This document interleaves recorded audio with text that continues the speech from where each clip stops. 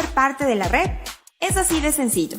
Ingresa a www.pedagogiaenred.org.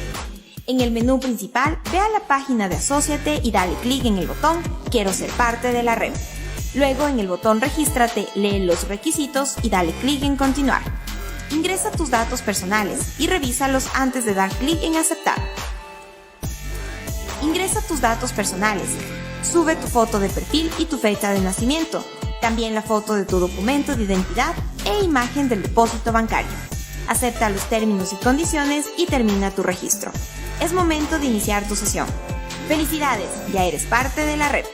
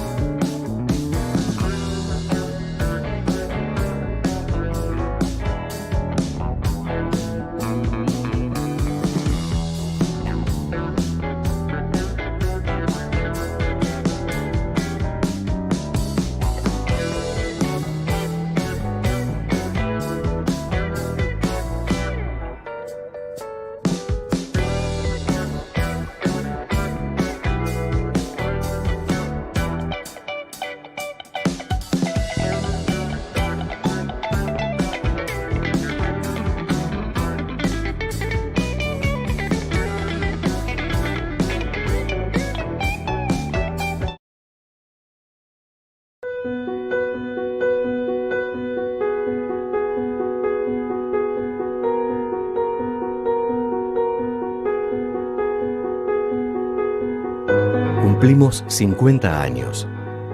Tenemos más que 50 años. Somos hijos de la Reforma del 18. Nacimos como Universidad Nacional del Litoral en 1919. Somos expresión de la potencia productiva del sur de Santa Fe.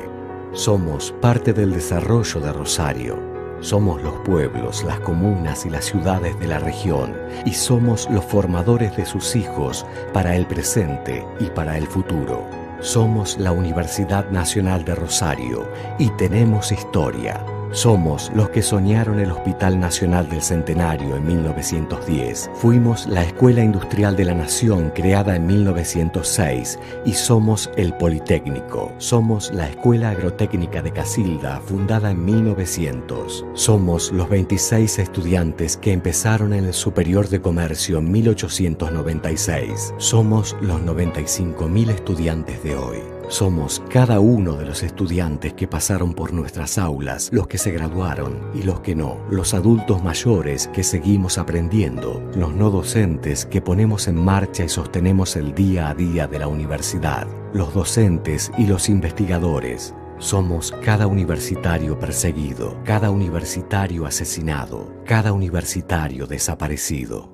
Tenemos historia, atravesamos la historia, hacemos historia. Hoy somos 12 facultades, un centro de estudios interdisciplinarios y 3 escuelas medias. Tenemos 54 carreras de grado y 232 de posgrado. Tenemos un consejo de investigaciones. Tenemos programas abiertos a la comunidad y 13 unidades ejecutoras de doble dependencia con el CONICET. Somos cada persona que se forma en nuestras aulas, cada una que enseñó, formó y aprendió.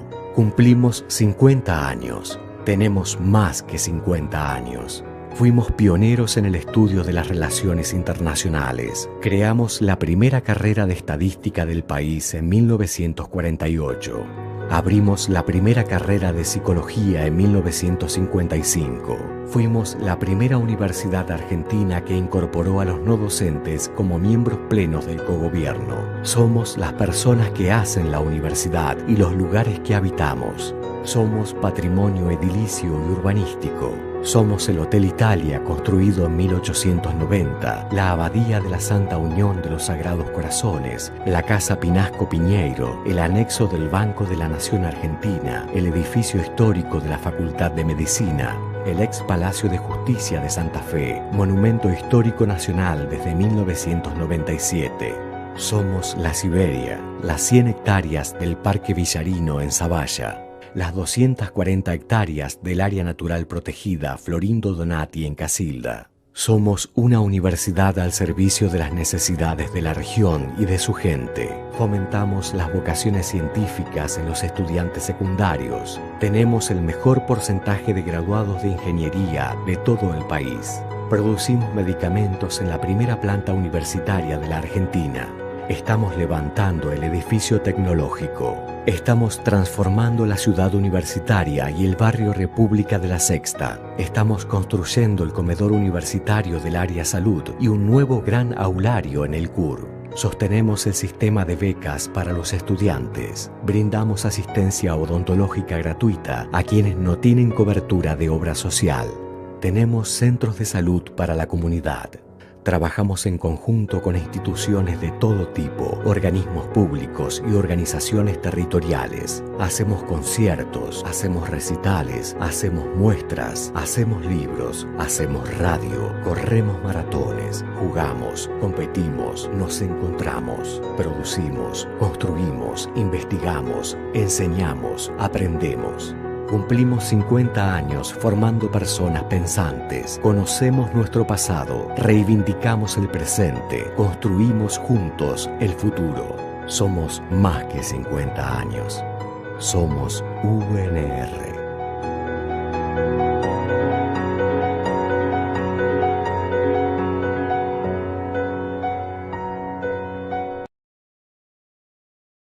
Fundefa nace hace 2 años bajo la dirección de María Fernanda Salazar y el apoyo de un gran equipo humano, con la misión de promover la especialización y profesionalización a través del desarrollo de programas de grado, maestrías y doctorados. Fundefa cuenta con alianzas estratégicas en las mejores universidades de Argentina y el mundo, tales como Universidad de la Aconcagua, Universidad Nacional del Chaco Austral, Universidad Católica de Santa Fe, Universidad Nacional del Litoral, Universidad Nacional del Rosario y la Universidad Nacional de Cuyo, en carreras como Maestría en Administración de Negocios, Maestría en Educación de Ciencias de la Salud, Doctorado en Ciencias de la Educación, entre otras. Fundefa es una organización reconocida jurídicamente por la Secretaría de Educación Superior, Ciencia y Tecnología e Innovación, CENESID, desde el 2017. Nuestro compromiso nos permite brindar la mejor asesoría para que cada profesional encuentre la institución que mejor se adapte a sus necesidades. Fundefa, sé la mejor versión de ti.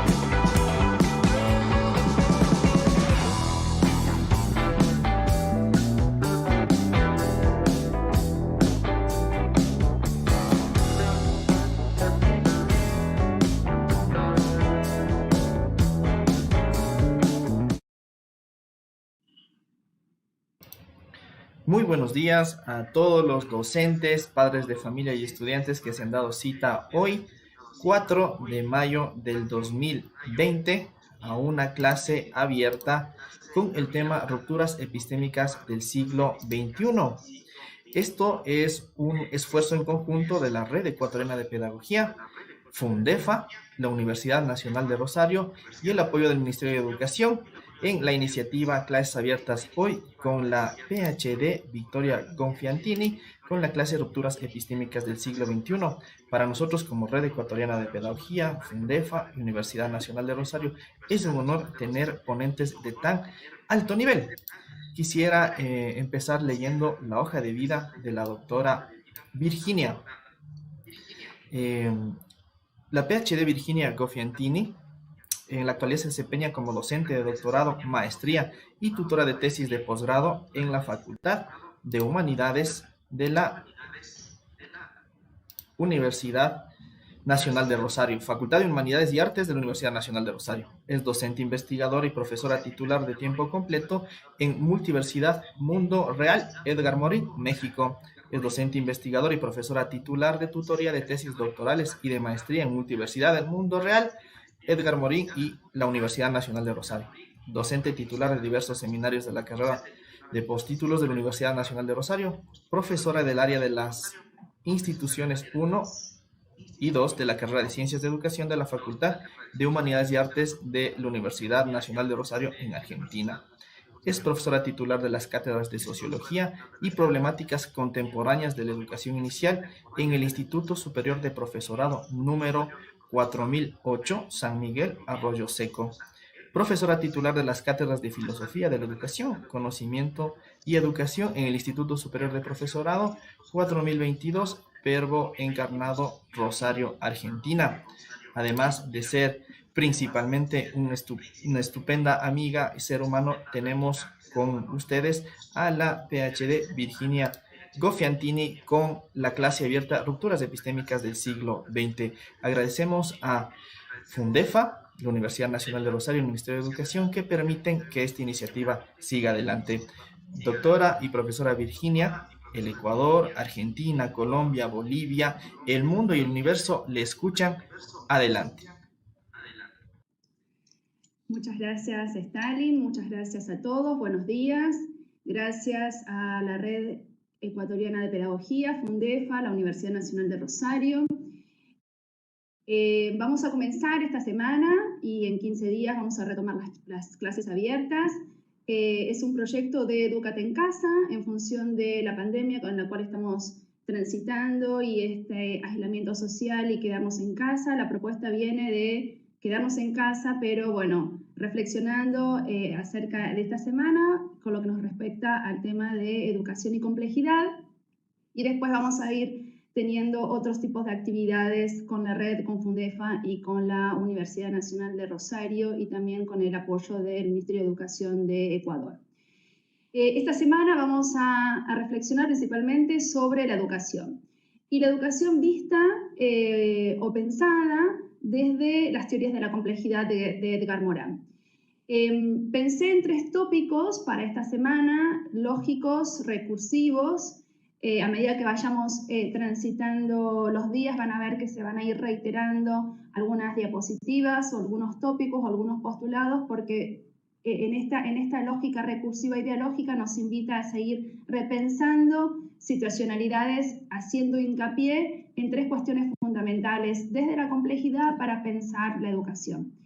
Hoy vamos a abordar las rupturas epistémicas del siglo XX.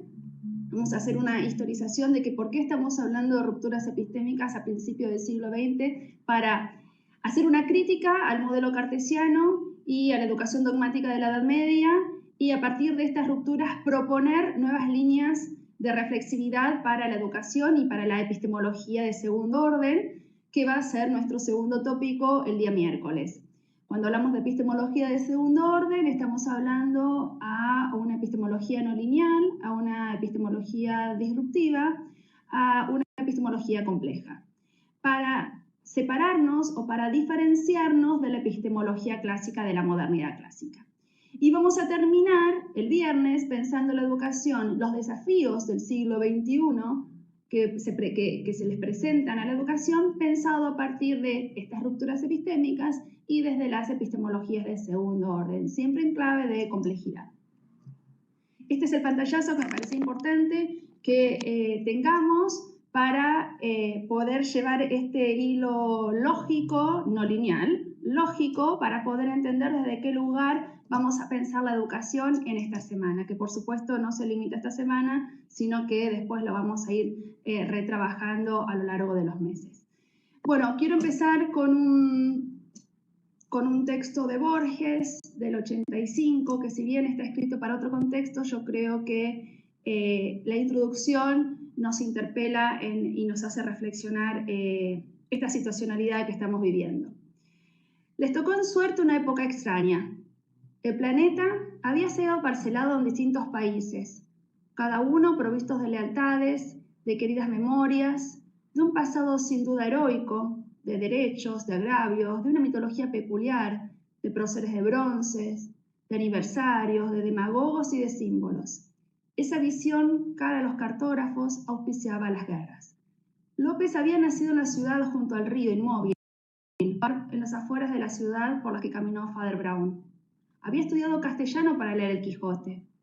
El otro profesaba el amor del Conrad, que le había sido revelado en un aula de la calle Viamonte. Hubieran sido amigos, pero se vieron una sola vez, cara a cara, en unas islas demasiado famosas, y cada uno de los dos fue Caín y cada uno fue Abel. Los enterraron juntos. La nieve y la corrupción los conocen. El hecho que refiero pasó en un tiempo que no podemos entender. A nosotros nos está tocando vivir una época extraña. Y la extrañeza de horizonte la vamos a entender desde la filosofía de Leopoldo Sea. Me parece interesante porque la humanidad está viviendo una extrañeza de horizonte en todos sus ámbitos. De salud, de familia, de amistad, laboral, de vínculos, de relaciones, de educación, de política. Entonces, me parece importante empezar a entender cómo podemos resignificar nuestras categorías de análisis en los momentos de extrañeza.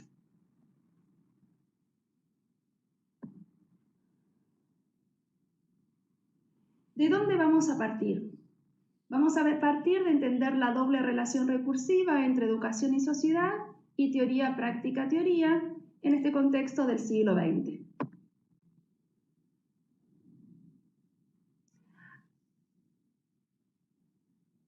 El pensamiento complejo surge a partir de las rupturas epistémicas del siglo XX. En una charla que nosotros tuvimos el 1 de abril en el Congreso Internacional que organizó la red educativa la red ecuatoriana de pedagogía, habíamos hablado sobre cómo surgía el pensamiento complejo y de qué ciencias y disciplinas se nutre. Habíamos hablado de que se nutre de la cibernética, de la epistemología, de la teoría sistémica, de las teorías de la comunicación. Para poder entender estas rupturas epistémicas, tenemos que saber que la complejidad no conduce a la eliminación de la simplicidad y que es inapropiado o que es erróneo confundir complejidad con confusión, con completud, porque la ambición del pensamiento complejo es rendir cuenta de las articulaciones entre los dominios disciplinarios quebrados por el pensamiento disgregador. Las rupturas epistémicas del siglo XX surgen a partir de la revisión epistémica del discurso de método y de la concepción de conocimiento disciplinario y de método científico construidos por Descartes I y por Newton, el método científico. ¿Qué se plantea? Cuando nosotros estudiamos la modernidad clásica, estudiamos a Descartes en el discurso del método. Y en el discurso del método, no solamente Descartes hace una crítica al modelo anterior, que es el dogmatismo de la Edad Media, sino que plantea no solamente un método racional para poder conocer, sino que en ese método racional para poder conocer, él está inaugurando la concepción disciplinar de la ciencia. Y esta concepción disciplinar de la ciencia viene de la mano de la fragmentación disciplinar, que nos llega hasta hoy, y hoy es justamente lo que nosotros estamos tratando de revisar. Seguimos con un modelo disciplinario del saber en donde ese conocimiento se aparece fragmentado, descontextuado y lineal. Y justamente es en ese tópico donde van a hacer énfasis las rupturas epistémicas del siglo XX. Las rupturas epistémicas del siglo XX van a hacer énfasis en dos cuestiones. En la concepción fragmentaria y disciplinar del conocimiento inaugurada con Descartes en el discurso del método, y la concepción objetiva, determinista, lineal, homogénea de Newton cuando plantea el concepto de método científico. A partir de esos dos postulados es donde se empiezan a hacer las críticas al modelo cartesiano-newtoniano para plantear con Einstein a la cabeza las rupturas epistémicas del siglo XX, que no van a venir del lado de las ciencias sociales, sino que van a venir, esa crítica epistémica, van a venir del lado de la física, la matemática y la química. El pensamiento complejo aspira al conocimiento multidimensional, y ello implica disipar dos ilusiones que alejan del problema del pensamiento complejo. Creer que la complejidad elimina la simplicidad, cosa que no es así, y confundir complejidad con completud o con que algo es difícil o dificultoso. El conocimiento complejo es un conocimiento no parcelado, es un conocimiento no aislado de su contexto, de sus antecedentes, de su historia, de su devenir, y no reduce a la fuerza la incertidumbre y la ambigüedad. Porque justamente las rupturas epistémicas del siglo XX lo que van a tomar como lógica disruptiva para construir su epistemología es lo que el mundo durante 20 siglos había dejado de lado, que es el caos, el desorden, el azar y las incertidumbres. Que el pensamiento complejo las retoma y dice que lejos de generar desorden o descontrol en el acto cognitivo, son generadores de nuevos órdenes. Y ahora después vamos a poner 3 ejemplos bien simples que nos van a dar o nos van a hacer comprender que el desorden en el acto cognitivo no desordena, no descontrola, sino que genera nuevas lógicas discursivas. Por lo tanto, nosotros tenemos que construir nuevas lógicas y nuevas categorías disruptivas de análisis para poder entender la realidad. Por eso estábamos hablando del poema de Borges. Les tocó en suerte una época extraña. A nosotros nos está tocando vivir una época extraña, en donde las categorías de análisis con las que nosotros nos vinculamos, con el trabajo, con la familia, con las amistades, con la educación, con la virtualidad, con el otro, no dan cuenta de esta situacionalidad caótica y disruptiva que nos está tocando vivir y que por lo tanto las categorías que nosotros estábamos utilizando hasta el momento ya no nos sirven. Ahí está la importancia de las rupturas epistémicas. Las rupturas epistémicas se dan en un contexto que no es el mismo para el cual las categorías de análisis construidas eran modos explicativos. Entonces, ¿qué es la complejidad?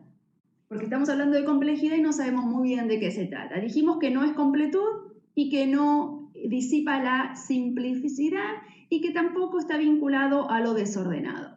La complejidad es un tejido, es un entramado, es una construcción como la red de pescadores, es un tejido de constituyentes heterogéneos inseparablemente asociados, en donde se presenta la paradoja de lo uno con lo múltiple.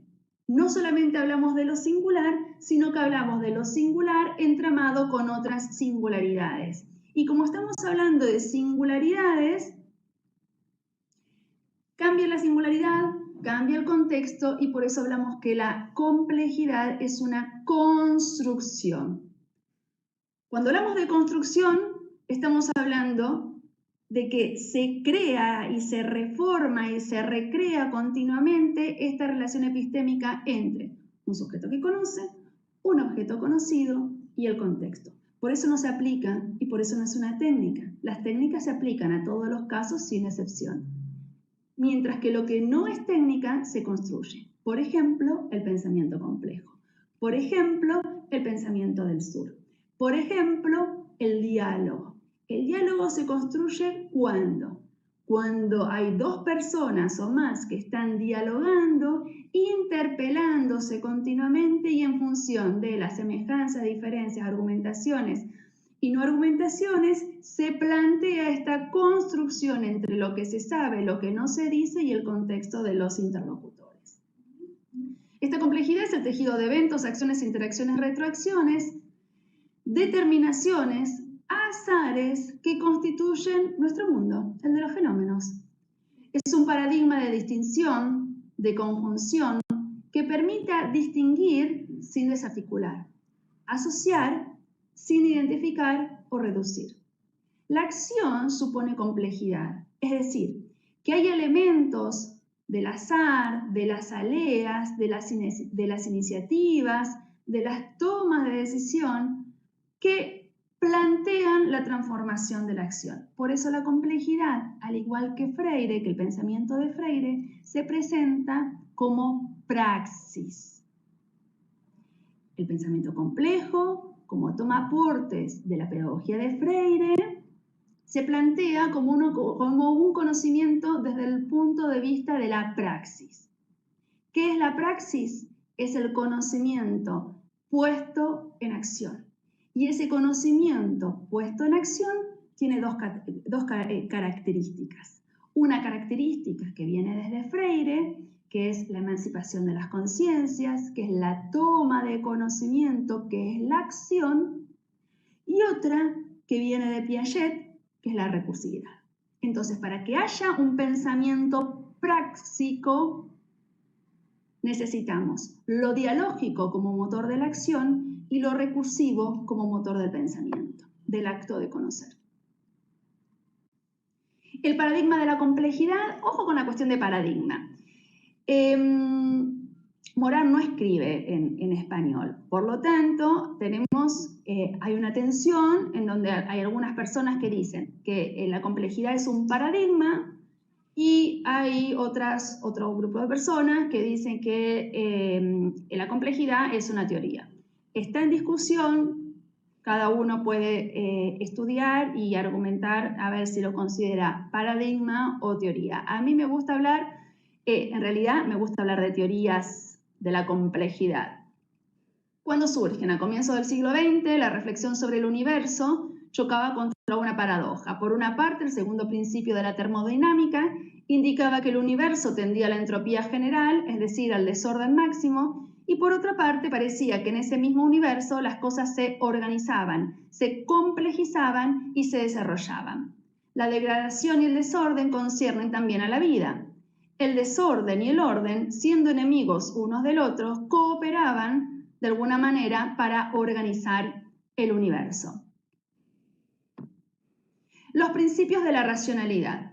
¿Cuáles son los tres principios de la racionalidad del pensamiento complejo? El primer principio es el principio dialógico, el segundo principio, el de la recursividad, y el tercer principio, que es el principio hologramático. En cualquier orden es exactamente lo mismo. Acá es muy interesante porque por eso estamos hablando de teorías de la complejidad. Morán, en la segunda parte del siglo XX, cuando empieza a tomar el concepto de azar y de incertidumbre, que en realidad no es de incertidumbre, los matemáticos dirían que es de indeterminado, y lo lleva para el análisis de lo social, desde su campo sociológico y desde la filosofía, él retoma los aportes de tres lugares principalmente. El diálogo lo toma de Freire, lo recursivo lo toma de Piaget y lo hologramático lo toma de las teorías de la comunicación. Entonces, por eso estamos hablando de teorías, porque la complejidad no es una. El objeto, la realidad es compleja, pero ¿cómo abordamos nosotros esa realidad compleja? ¿Desde un solo lugar? No, desde muchos lugares. Entonces ahí Morán empieza a construir su metodología compleja que tiene dos características, lo multidimensional y lo multireferencial, que van a dar origen a dos lógicas disciplinares distintas, y ahí es lo que nosotros vamos a tratar el miércoles y el viernes, que tiene que ver con no solamente la lógica de la disciplina, que es propia de la disciplina, sino que tiene que ver con la lógica interdisciplinar y con la lógica transdisciplinar, que hoy esta realidad necesitaría nuevas lógicas de intervención para la construcción del conocimiento, porque la disciplina, y nos está tocando vivir en la pandemia, la disciplina no da cuenta de la complejidad de este objeto que hoy es lo pandémico. Entonces, deberíamos empezar a pensar este objeto complejo que es la pandemia desde lo multidimensional y desde lo multireferencial. Y la multidimensionalidad y la multireferencialidad están haciendo referencia a lo interdisciplinar y a lo transdisciplinar.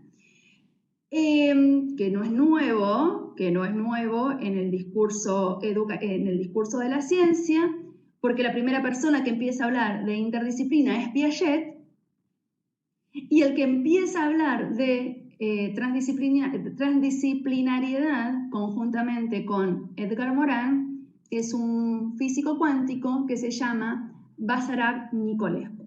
Ambos, a fin del siglo XX, más o menos en la década del 70, del 80, empiezan a hablar de nuevas lógicas para abordar la complejidad de la realidad, y esas nuevas lógicas están vinculadas a lo transdisciplinar.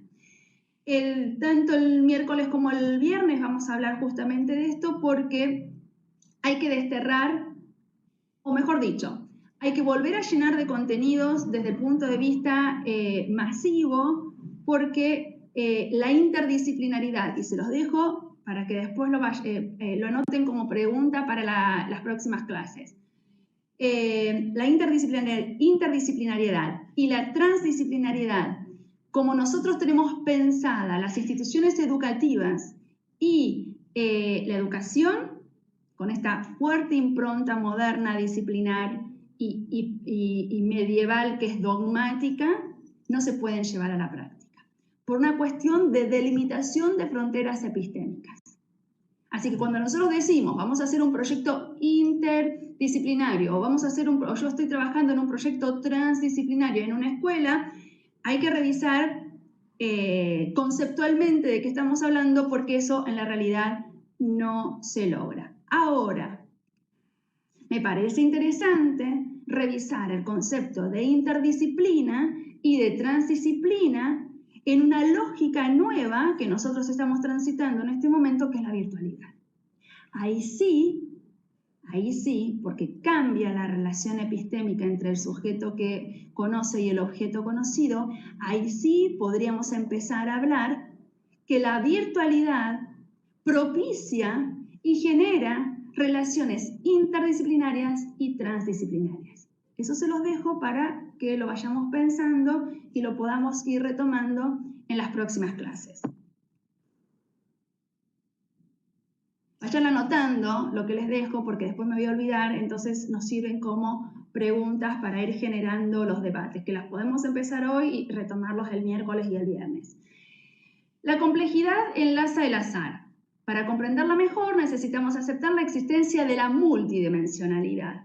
¿Qué es la multidimensionalidad? Implica tener en cuenta la incertidumbre, el azar, los fenómenos aleatorios, la irreductibilidad, las diferentes lógicas intervinientes entre el observador y el conceptualizador. Es una relación epistémica que Morán llama el sujeto cogitante, es la relación entre el sujeto que cogita, que piensa, que conoce, y el objeto al cual esa acción está atravesada, pero que es recursiva porque los dos cogitan al mismo tiempo.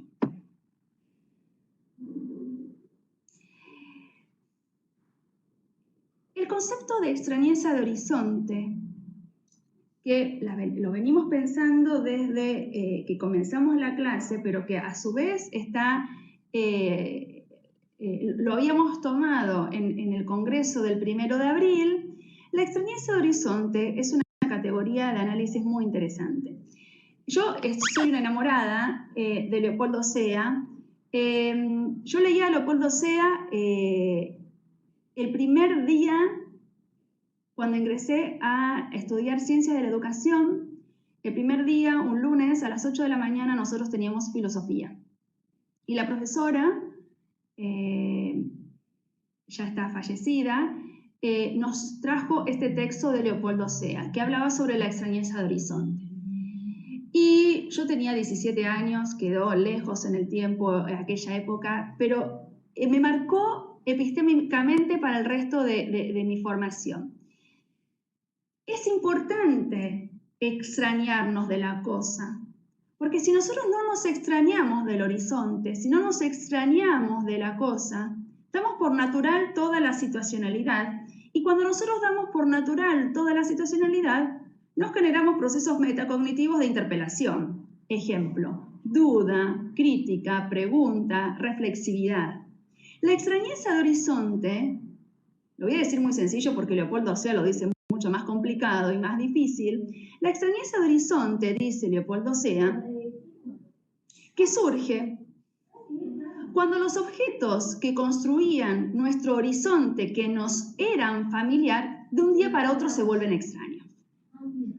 Eso es lo que le pasó a Einstein y compañía. Einstein, Pauli, Curie, Bohr, Heisenberg. ¿Qué les pasó a estos científicos de principio del siglo XX? Les pasó la extrañeza de horizonte. Se dieron cuenta que las categorías de análisis que ellos estaban utilizando para relacionarse con el universo, que venían desde Newton 200 años antes, no daban respuesta al contexto de principio del siglo XX. Entonces, ¿qué tuvieron que hacer? Se dieron cuenta de que eso se les hizo extraño y construyeron nuevas categorías de análisis para poder relacionarse con el objeto en ese contexto. Entonces, ¿qué es esa extrañeza del horizonte? ¿El horizonte qué es? Es la realidad, es nuestro ámbito, que puede ser personal, familiar, vincular, profesional, político, económico.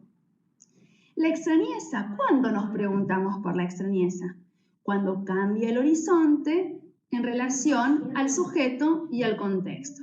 Y cuando nos preguntamos por las extrañezas porque nos damos cuenta que nuestro modo vincular no da respuesta a lo que hasta ayer nos era natural, emergen las nuevas categorías de análisis. ¿Qué nos está pasando ahora?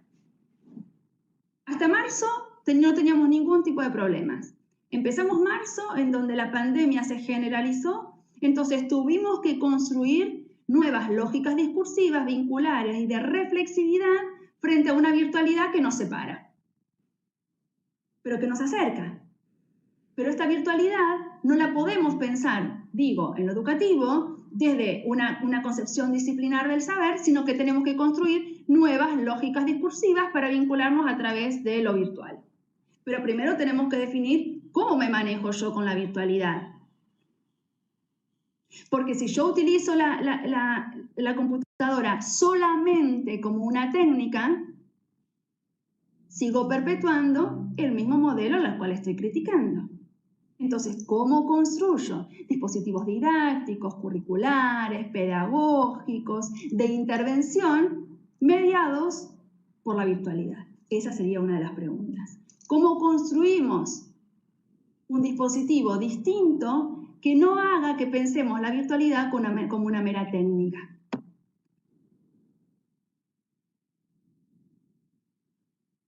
Como para refrescar o para conocer qué significa el paradigma de la simplicidad y el paradigma de la complejidad, les hice un resumen básico. El paradigma de la simplicidad, que surge con la modernidad clásica, obviamente, pone orden en el universo y persigue el desorden. El orden se reduce a una ley, a un principio, y ve lo uno y lo múltiple, pero no puede ver que lo uno puede al mismo tiempo ser múltiple. Separa lo que está ligado o unifica lo que es diverso. Disipa la aparente complejidad de los fenómenos a fin de revelar el orden simple al que obedecen. Principios de disyunción, reducción y abstracción. El paradigma de la complejidad es lo contrario, es lo opuesto, pero toma elementos de la simplicidad. No es que lo rechaza, sino que la complejidad se constituye a partir de la simplicidad. Pero en el medio están estas rupturas epistémicas. Tuvo que haber un cambio de época. El cambio de época en las rupturas epistémicas del principio del siglo XX se dan a partir del cambio de contexto y el cambio epistémico. El cambio epistémico hace referencia a construir nuevas categorías de análisis para ese cambio de época. Entonces, se plantea una crisis civilizatoria y una revisión científica, una crisis del determinismo. ¿Con quién? Con Einstein a la cabeza, con el segundo principio de la termodinámica y la teoría de la relatividad, con la mecánica cuántica. Y principalmente lo que nos interesa a nosotros, porque no vamos a hablar ni de termodinámica, ni de relatividad, ni de Einstein, eso lo dejaremos para los físicos, de lo cual sería muy interesante, es la reintroducción del sujeto en el acto cognitivo. Porque una de las principales rupturas epistémicas, que es a la que a nosotros nos interesa, es la caída de la objetividad. ¿Qué planteaba la objetividad clásica? Que todos veíamos a un mismo objeto y todos veíamos a la misma cosa. Porque se describía. En cambio, a partir de las rupturas epistémicas del siglo XX, se reintroduce en el acto cognitivo al sujeto. No solamente describo, sino que en el acto de conocer coloco toda mi historia, toda la cultura, todas mis trayectorias, toda mi formación para poder analizar lo que estoy estudiando. Esa es la reintroducción del sujeto epistémico en el acto cognitivo. La principal ruptura epistémica que a nosotros, los educadores, nos deberíamos tomar, pero que esto no se podría haber hecho sin las rupturas previas de las cuales estábamos hablando. Y que la segunda mitad del siglo XX Morán los toma para construir las teorías de la complejidad. Y volvemos a decir rápidamente qué son las teorías de la complejidad. Está ligado a todo trabajo, a toda transformación, integra los posibles modos simplificadores de pensar, pero rechaza las consecuencias mutilantes, reduccionistas y unidimensionales. La acción supone la complejidad, es decir, elementos aleatorios, azar, iniciativa, decisión, transformación, conciencia de las derivas transforman nuestras categorías de análisis. no rechaza a la claridad, al orden, al determinismo, pero los cree insuficiente como pensamiento total. Ahí es cuando nosotros pensamos a partir de la complejidad. Justamente la complejidad lo que rechaza no es el pensamiento simple, es la fragmentación disciplinar producto de la concepción de la disciplina clásica. Por lo tanto, esta propuesta de pensar la complejidad se plantea desde lo recursivo, desde lo liberador y desde lo complejo. El dispositivo didáctico en el cual esto se puede concretizar es la conclusión de mi tesis de doctorado, que tiene que ver con la construcción del kairos educativo. El kairos educativo es la concreción a partir de las rupturas epistémicas del siglo XX y a partir de las teorías de la complejidad, pensado con un currículum complejo, es la concretización en el siglo XX de la clase escolar comeniana. Pero, ¿qué? Es decir, criticando, es decir, a ver, ¿qué pasa? Nosotros estamos con un modelo de clase escolar igual a la que planteó Comenius en el siglo XVI, en un contexto para el cual Comenius no lo pensó nunca. Entonces, este kairos educativo, kairos que viene de la filosofía, a ver, los griegos tenían dos categorías o dos formas para nombrar el tiempo: el cronos y el kairos. El cronos, que es el tiempo de los hombres, porque es un tiempo cronológico. Esa es la concepción de tiempo que llega hasta hoy, después de 25 siglos. En cambio, el kairos es el tiempo de Dios. Yo utilizo el concepto de kairos educativo, para pensar que el tiempo que transcurre al interior de la clase escolar como objeto de estudio de la didáctica es un tiempo propio, que es diferente al tiempo que sucede pasando la puerta del salón de clases. Ese kairos educativo construye entre los sujetos intervinientes en el acto educativo nuevas lógicas discursivas para poder entender la realidad y, en general, y la educación en particular. Y es la concretización de un dispositivo didáctico complejo hoy en el salón de clases, que no lo hablo desde el punto de vista de la interdisciplina, o no lo adjetivo de interdisciplina o de transdisciplina, porque habíamos dicho de que es muy difícil hoy, por una cuestión de fronteras disciplinares, hablar en instituciones del siglo XXI de interdisciplina y de transdisciplina, pero sí hablo del diálogo de saberes, que no es el conocimiento fragmentado y no es ni inter ni trans, sino que se dialoga el saber, se ponen en diálogo las disciplinas, matiza y como que suaviza la concepción superadora de la interdisciplina y de la transdisciplina. Una educación capaz de generar espirales y bucles recursivos que retomen fuerza en cada intervención. Interpela al educador para que éste pueda, a su vez, generar estrategias que logren interpelar a los educandos. Y en la interpelación está el diálogo. Y en el diálogo se cambia la racionalidad.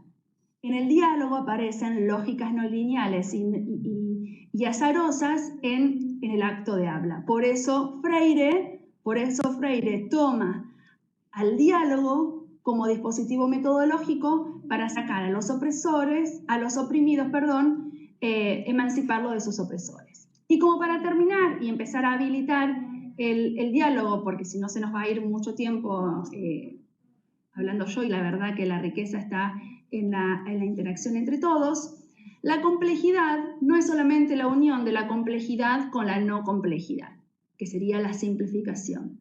La complejidad se halla en el corazón de la relación entre lo simple y lo complejo, porque una relación tal es a la vez antagónica y complementaria.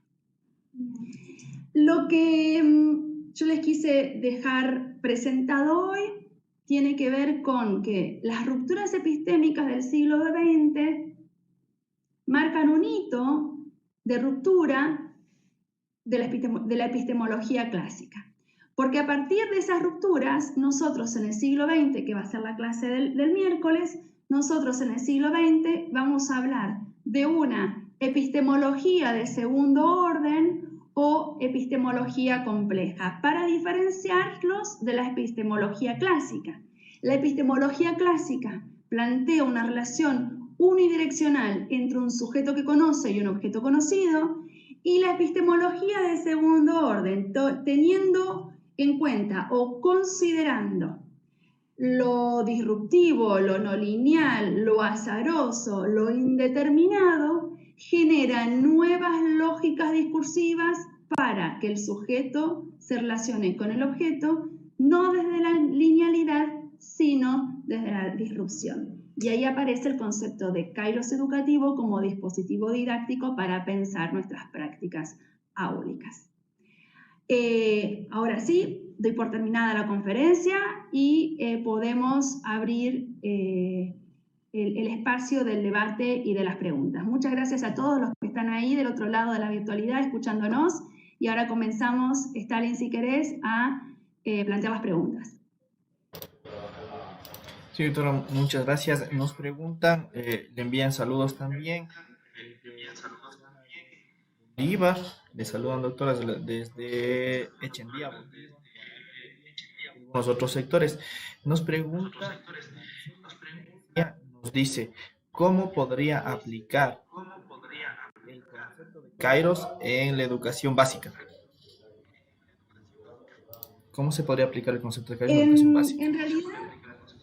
En realidad, bien, gracias. En realidad, mi investigación doctoral estuvo realizada en los institutos de formación docente, porque en realidad lo que a mí me interesaba saber es cómo se forman los futuros docentes para no seguir repitiendo conocimientos esclerosados y que no nos sirvan para vivir en la sociedad.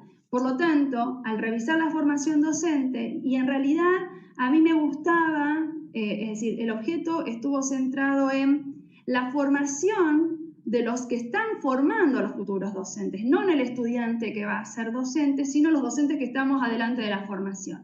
Ese fue el objeto de estudio. Y en la revisión se plantea el concepto de kairos. En realidad el concepto de kairos se puede utilizar, ojo, acuérdense, no se aplica, porque yo aplico harina, manteca, huevos y leche y hago una torta acá y en Europa.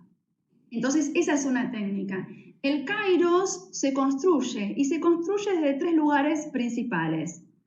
Desde el sujeto, y cuando hablamos de sujeto estamos hablando de sujeto pedagógico, de sujeto docente y de sujeto alumno, porque los dos enseñamos hoy, los dos enseñamos y los dos aprendemos. Estamos hablando de un contexto disciplinar, porque conocemos un conocimiento, un saber, una disciplina, y estamos hablando de un contexto social, histórico y político. En el entramado de los tres, de lo disciplinar, de los sujetos intervinientes y del contexto, se produce el kairos educativo a partir de los dispositivos didácticos, entendida la didáctica no como una técnica de que la tabla del 2 se enseña de esta manera o que sujeto y predicado se enseña de esta manera, sino que se construye entre las tres dimensiones intervinientes en un tiempo y en un espacio que le son propios.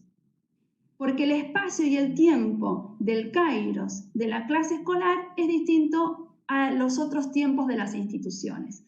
Porque justamente la definición de kairos, que viene con que es el tiempo de Dios, y donde algo importante sucede, yo me quedo con la segunda parte, con lo que algo importante sucede, y en la clase escolar lo importante que sucede es la construcción de conocimiento. Y eso es independiente del nivel. Puede ser nivel inicial, nivel primario, nivel secundario o universidad. Porque lo importante, lo que tiene que cambiar o lo que se tiene que repensar es cómo yo me relaciono con el objeto.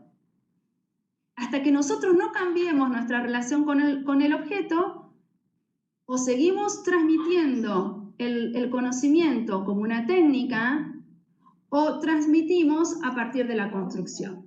Y acá quiero dejar en claro algo, porque cuando nosotros decimos que los conocimientos se transmiten, todos los conocimientos se transmiten. La diferencia está en cómo yo defino la transmisión. Porque puede ser una transmisión acrítica, entonces tenemos una concepción sociológica, una concepción pedagógica, una concepción filosófica y una concepción psicológica distinta a que si yo considero que el conocimiento se transmite desde lo dialógico, desde lo recursivo y desde la construcción. El conocimiento siempre se transmite. La diferencia epistémica está que en esa transmisión cambia la relación entre el sujeto que conoce y el objeto conocido, que puede ser en la primera un sujeto y un objeto planteando una relación lineal, entonces planteamos un conocimiento repetitivo, una modalidad de acceder al conocimiento repetitiva, memorística, dogmática, verbalista, y si nosotros empezamos a pensar la relación en la segunda concepción de transmisión desde un sujeto que conoce, un objeto conocido mediados por la intervención no lógica, y esa intervención no lógica tiene que ver con lo disruptivo y lo que aparezca en juego en el momento del acceso a esa relación, entonces esa relación entre el sujeto que conoce y el objeto conocido se da desde lo no lineal, desde la construcción y desde lo disruptivo. Ejemplo, bien claro, la técnica de hacer un puente es siempre la misma desde que se empezó a hacer un puente. Pero eso es un conocimiento técnico. La técnica del puente no cambia nunca. ¿Qué es un puente? Es unir dos orillas. No hay mucha ciencia, así es la técnica del puente. Ahora, no es lo mismo construir un puente en el desierto, en el agua, en zona de monzones, en zona de terremotos, si va a pasar un avión, van a pasar vacas, van a pasar personas o es estético. Entonces, ahí se reconstruye la técnica porque yo tengo que saber cuál es el uso de eso. Entonces se construye. Una cosa es la técnica, para todos igual. El puente es puente, en todos lados de la misma manera. Pero la construcción de un puente va a derivar del análisis del contexto. No es educativo, pero nos aporta gráficamente para ver la diferencia entre construcción y técnica. Por lo tanto, el concepto de kairos educativo es un concepto que se construye, porque en el salón de clases lo que nosotros tratamos de hacer, o por lo menos los que estamos acá, las tantas personas, que después vamos a saber cuántas son, las tantas personas que estamos escuchando la conferencia, ¿qué nos está pasando? Nos está extrañando el horizonte educativo, es decir, nuestras prácticas nos están haciendo sentir que necesito saber algo distinto, o que hay algo que me molesta, o que quiero saber qué se está pensando. Entonces, el kairos educativo, si nosotros estamos escuchando esta conferencia, es porque evidentemente la transmisión que yo estoy haciendo del conocimiento no me satisface. Entonces, ¿cómo puedo transmitir el conocimiento para que no siga siendo ni memorístico, ni lineal, ni repetitivo? Como pensamos hoy en la virtualidad, encerrados en época de pandemia, esta extrañeza del horizonte educativo. No sé si responde.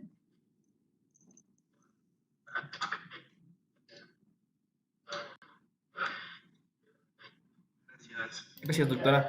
También nos dicen que en la variable, pues presumo que dice, retirando la variable del tiempo, el concepto en conocimiento y el concepto complejo debe ser, que no está bien escrito, el concepto complejo va cambiando si quitamos la variable del tiempo o no cambia con el tiempo. No sé si entiendo mucho. O sea, presumo porque decímela de nuevo. Si sacamos la variable de tiempo, el concepto de complejidad sí cambia a lo largo de la historia, digamos. Sí, exacto. ¿Así la entendemos? ¿Así la podemos entender? En realidad, la categoría... a ver... Tenemos que saber qué es el tiempo. Yo estoy estudiando el tiempo en este momento para una próxima publicación. Vayamos a hacer una historia muy rápidamente del tiempo. A lo largo de la historia volvamos a los griegos vinculados a un pensamiento religioso que no es cristiano. Hablamos de un pensamiento religioso como todas las las civilizaciones han tenido, ¿no? Si vamos a los griegos, en donde la diferencia del tiempo era cronos y kairos, teníamos dos categorías para pensar el tiempo. El kairos se deja de lado por vincularse a lo religioso y se toma a lo largo de la historia de la sociedad, es decir, las sociedades empezaron a construir como tales a partir de ligar el concepto de tiempo vinculado a lo cronológico, que es lo que nos organiza la vida. Porque el tiempo de Dios no lo podemos tocar, en cambio el tiempo cronológico nos organiza la vida y organiza la vida de la sociedad. Entonces, cuando se constituyen las sociedades modernas a partir del siglo XV, cuando cae la Edad Media, esta sociedad se constituye a partir de un tiempo cronológico. No por eso Comenio, cuando escribe su Didáctica Magna, él siendo religioso, toma el concepto de crono para organizar minuciosamente el tiempo. Comenio, es decir, piensa, escribe su Didáctica Magna y su dispositivo de Didáctica Magna a través del control minucioso del tiempo. Y ese control minucioso del tiempo se daba a partir de organizar a lo largo de las jornadas y a lo largo de las estaciones lo que el niño tenía que hacer o no hacer en el salón de clases. Ahora, no podemos pensar ninguna teoría sin el tiempo. ¿Por qué? Porque hoy el tiempo y el espacio nos determinan. Lo que cambió a lo largo del siglo XX, es decir, entonces, hasta el siglo XX teníamos dos concepciones de tiempo. Y en realidad teníamos una. Empezamos con dos concepciones de tiempo, cronos y kairos, que se constituyó en una siendo cronos. Yo no sé de termodinámica y no sé del segundo principio de la relatividad y no sé de física cuántica. Sé poco, pero si hay mucha gente que sabe mucho, sería interesante que lo puedan explicar. Pero con Einstein lo que cambia es el concepto de tiempo. Y entonces, a partir del siglo XX, tenemos un montón de definiciones de tiempo vinculados a la disciplina. A ver, tenemos desde la física una concepción nueva de tiempo. Desde la psicología tenemos una concepción nueva de tiempo, porque no todos aprendemos en el mismo tiempo, dicen los psicólogos. Y así sucesivamente. Tenemos desde la física una concepción de tiempo, desde la psicología una concepción de tiempo, desde la filosofía otra concepción de tiempo, desde lo pedagógico otra concepción del tiempo. No, el conocer, la relación epistémica entre un sujeto que conoce y un objeto conocido cambia, y eso es lo importante, que tiene que cambiar con el tiempo histórico. El tiempo histórico que nos determina. ¿Por qué hoy estamos hablando de rupturas epistémicas? Y el miércoles vamos a hablar de epistemología compleja y el viernes vamos a ver qué nos está pasando con todo esto para pensar en la educación del siglo XXI. Porque nos cambió el tiempo. Y ahí viene la extrañeza de horizonte. Si nos cambia el tiempo, tenemos que cambiar esas categorías de análisis. Depende también de la epistemología de base que uno desde el cual uno se relacione con el conocimiento. Se supone que acá, todos los que estamos escuchando, todos los que nos dedicamos a la educación, el discurso que tenemos, el modo de hablar, el modo de relacionarnos con el mundo, el modo de relacionarnos con los conocimientos, con los estudiantes, con los otros docentes, con la disciplina, lo hacemos no desde la neutralidad absoluta, por eso yo no hablo de técnicas y hablo de construcción. Lo hablamos desde una concepción de mundo, desde una concepción de conocimiento y una concepción metacognitiva y relaciones recursivas entre todas las disciplinas intervinientes. Entonces, la determinación o la inclusión de la categoría de tiempo entendido como un tiempo histórico, en mi formación marxista, compleja, es determinante, porque cambia el tiempo, cambia el hecho histórico y deberían cambiar las categorías de análisis. Y entender el tiempo desde ese lugar, se entiende el tiempo como construcción. Por eso no hablo de técnica. que sí las hacen, por ejemplo, y que lo veo muchas veces como concepto erróneo, otras corrientes filosóficas, el pragmatismo, el utilitarismo, que plantean otro tiempo distinto vinculado al mundo capitalista y no a la construcción cognitiva.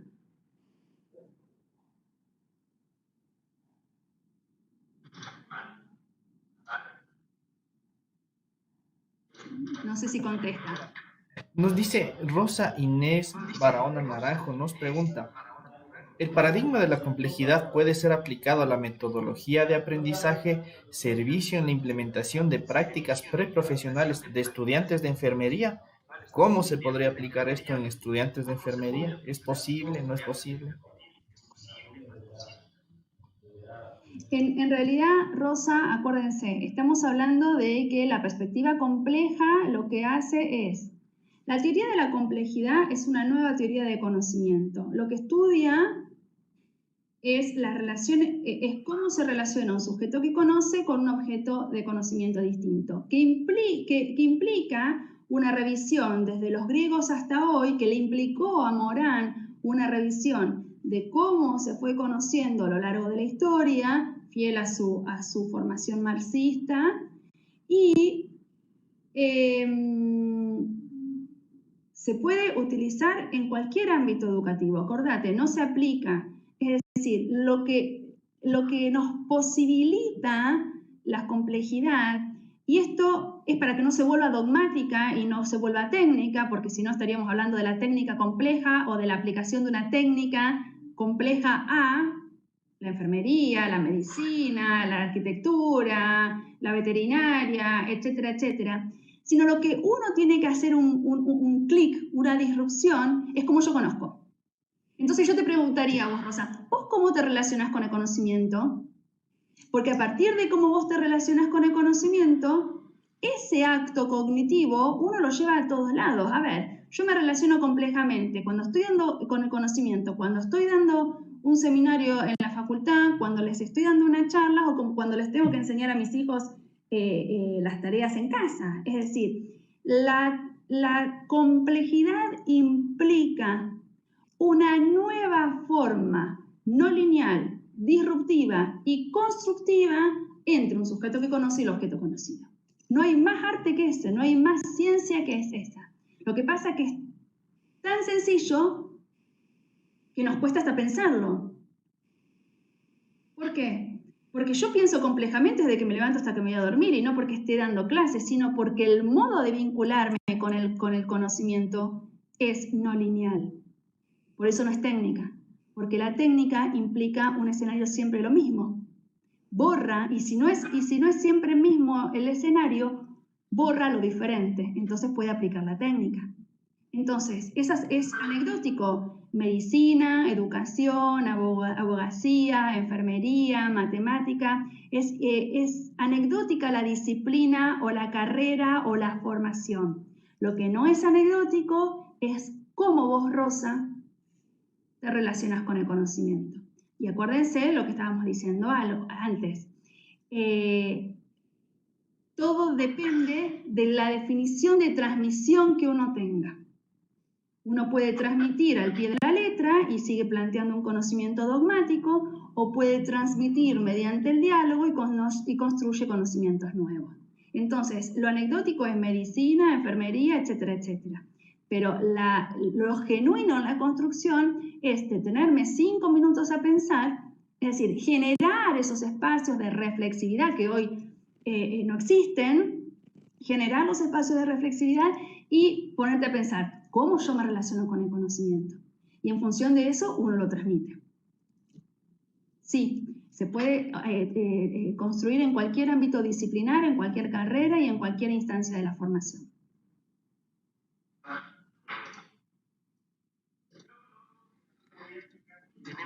Muchas preguntas en el tapete, pero nos pregunta Jenny Hurtado, nos dice, ¿cómo aplicar la complejidad en una educación facilista, donde los libros están llenos de política y no tengan contenidos de ciencia ni aporte al proceso de enseñanza-aprendizaje?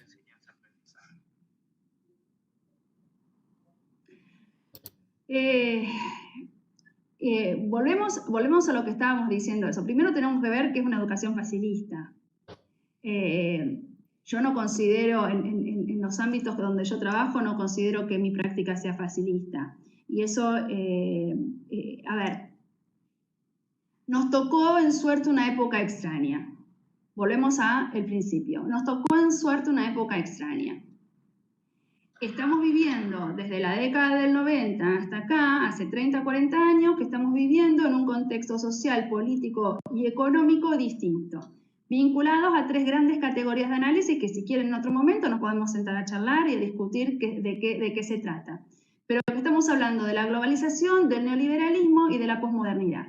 Y me detengo en la posmodernidad como movimiento cultural que hace que la juventud se vincule a todo desde un lugar distinto.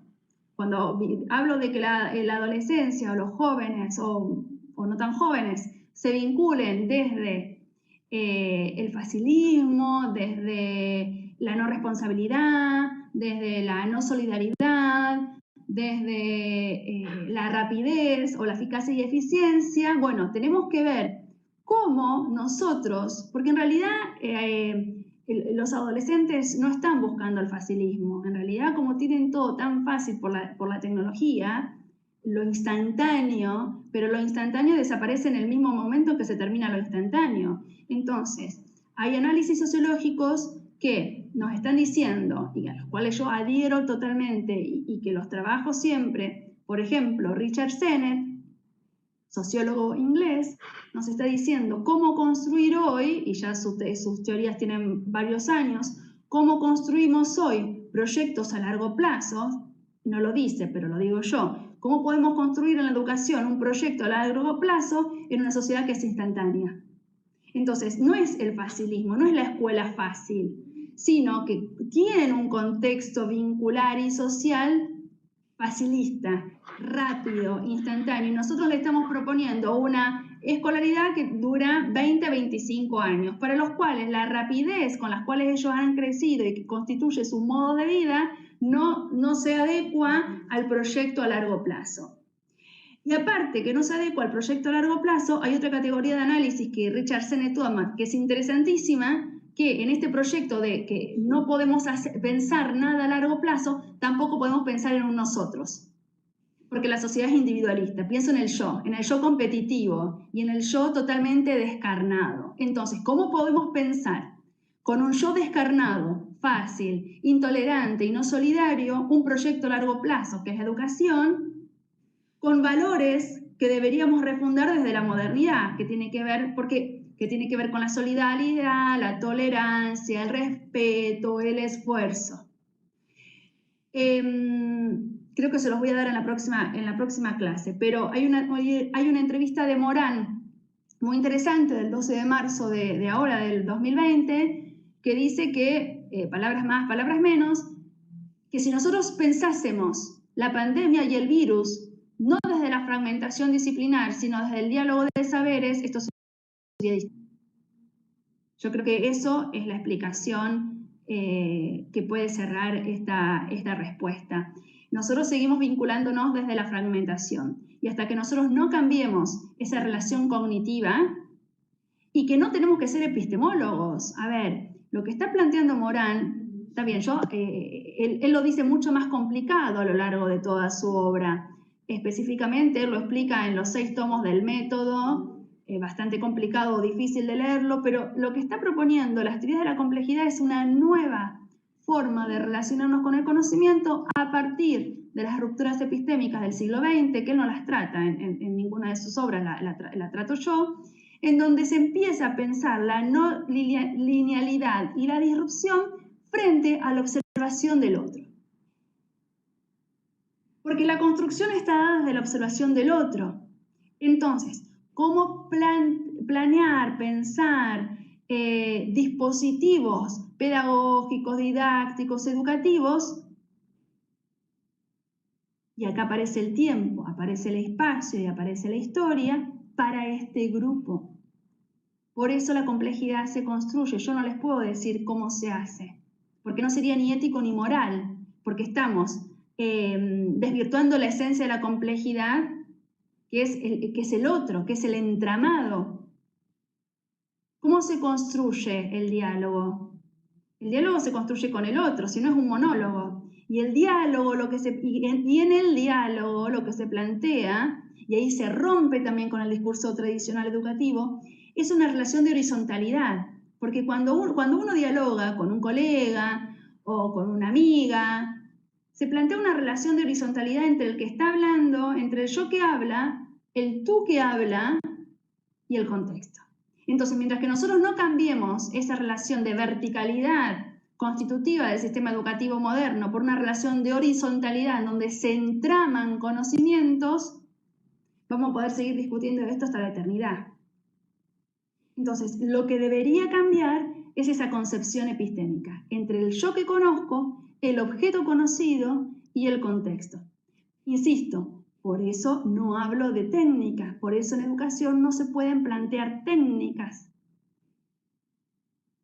Sí se debe pensar en dispositivos que construyan conocimientos, situados y genuinos, porque cambia la situacionalidad y cambia la construcción. Y el vínculo entre el que conoce, el contexto y el objeto. No sé si contesta.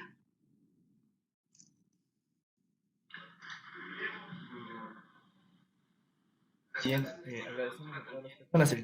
El tiempo, como hablábamos, siempre será una limitante, pero este es un espacio creado por la Red de Patronales de Pedagogía para el Desarrollo y Fortalecimiento Académico FUNDEFA, la Facultad de Humanidades y Artes de la Universidad Nacional de Rosario y el apoyo del Ministerio de Educación del Ecuador, con la iniciativa Clase Abierta. Para nosotros siempre será un honor tenerle, estimada doctora, acá como ponente, y recordarles a todas las personas que nos están viendo que el miércoles a las 10 de la mañana, hora Ecuador, estaremos con la próxima clase con la doctora Virginia Constantini. Muchas gracias a todos quienes se han conectado y les esperamos el miércoles a las 10 horas, hora de Ecuador. Muchas gracias. Muchas gracias. Hasta el miércoles, si Dios quiere. Chau.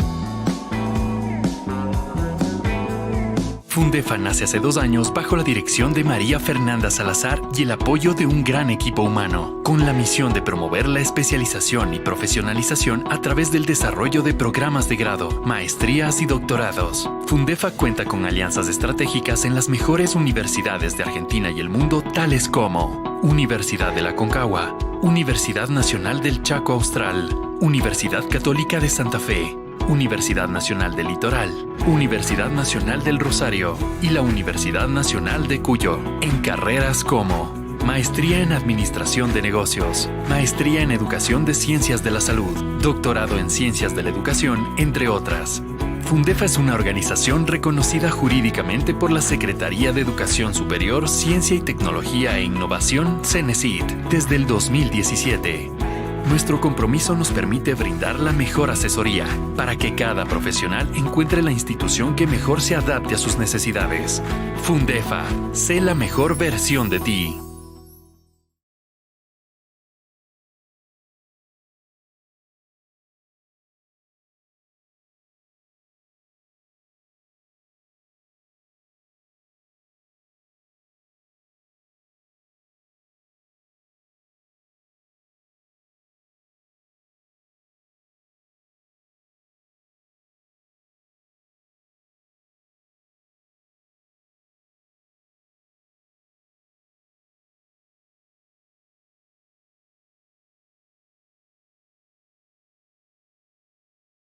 ¿Quieres ser parte de la red? Es así de sencillo. Ingresa a www.pedagogiaenred.org. En el menú principal, ve a la página de Asóciate y dale clic en el botón Quiero ser parte de la red. Luego, en el botón Regístrate, lee los requisitos y dale clic en Continuar. Ingresa tus datos personales y revísalos antes de dar clic en Aceptar. Ingresa tus datos personales. Sube tu foto de perfil y tu fecha de nacimiento. También la foto de tu documento de identidad e imagen del depósito bancario. Acepta los términos y condiciones y termina tu registro. Es momento de iniciar tu sesión. ¡Felicidades! Ya eres parte de la red.